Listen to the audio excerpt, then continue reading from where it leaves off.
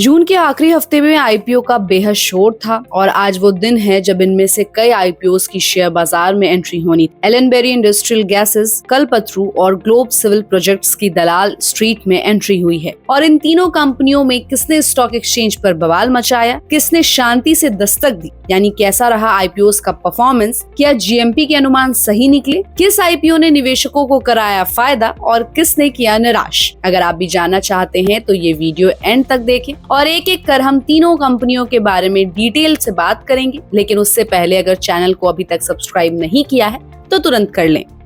सबसे पहले बात करते हैं ग्लोब सिविल प्रोजेक्ट्स की स्टेलर लिस्टिंग की। ग्लोब सिविल प्रोजेक्ट्स एक दिल्ली बेस्ड ईपीसी कंपनी है जो सिविल इंफ्रास्ट्रक्चर में काम करती है। इसका आईपीओ भी 24 से 26 जून को खुला था और 67 रुपए से 71 रुपए प्राइस बैंड में और फुल फ्रेश इशू 119 करोड़ का था। आईपीओ धमाकेदार रहा। 86.03 गुना सब्सक्रिप्शन, रिटेल में 53.71 गुना और एनआईआईज में 143.14 गुना, साथ ही क्यूआईबीज में 99.76 गुना तक पहुंच गया। जीएमपी 27 रुपए पर था जो कि 98 की लिस्टिंग वैल्यू दिखाता था और 1 जुलाई को लिस्ट होते ही एनएससी पर 90 रुपए पर खुला और बीएससी पर 91.10, 26.76 के बीच और 28.3% तक का प्रीमियम वाला शानदार डेब्यू हुआ।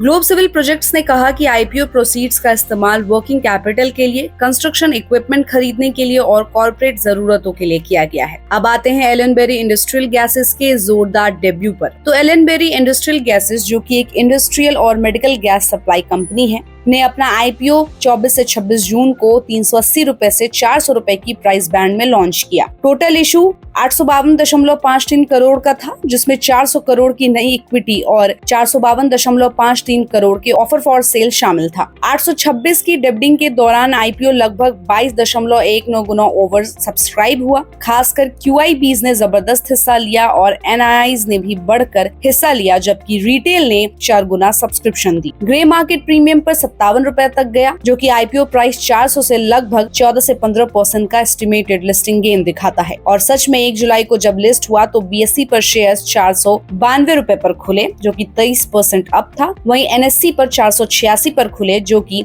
21.5% प्रीमियम पर बंद हुए। पीएनएल की तरफ देखें तो कंपनी ने फाइनेंशियल ईयर 25 में 83.29 करोड़ का पैट और 348.43 करोड़ का रेवेन्यू दिखाया, जो दिखाता है कि लिस्टिंग का आधार था। तो एलेनबेरी की कहानी है जबरदस्त सब्सक्रिप्शन के साथ जीएमपी उछाल और उसके साथ ही डेब्यू पर रिटर्न की।